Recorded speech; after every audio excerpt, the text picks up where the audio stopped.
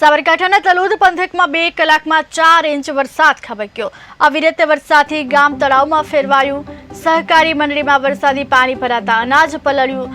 વરસાદથી 4 લાખથી વધુનું નુકસાન થયું છે। અધિકારી કે નેતા મુલાકાતે ન આવતા સ્થાનિકોમાં આક્રોશ ફેલાયો છે। પારિયા મંડળીમાં ખાતર દવા પછી આ અનાજ કે જે આ દીનદયાળનું જે અનાજ સરકાર વેચવા આપે છે એ બધું આજ પલળી ગયું છે। વર્ષોથી આજથી લગભગ 2007માં ફરી આમાં પાણી ભરાવાનું એ વખતે અમે રિપોર્ટો કર્યા હતા।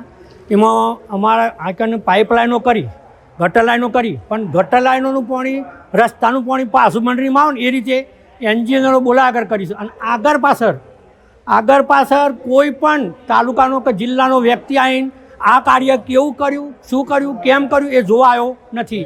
આજ આ પરિસ્થિતિ આ લોકોની બેદરકારીના લીધે જ અમારી આ મંડળીની પરિસ્થિતિ વિકટ આવી ગઈ સાહેબ। નુકસાન લગભગ અમારી મંડળીમાં 4 લાખ ઉપર હશે। ખાતર પોતર બિયારણ આ તે બધું થઈને બધું પલળી ગયું। એટલે અમારે તકલીફ તો છે જ। અત્યારે ખેડૂતોને આ સમયમાં અમારે ખાતર આપવું તો ક્યાંથી લઈને આપવું?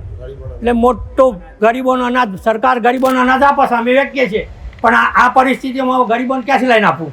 ગરીબોનો અનાજનું જે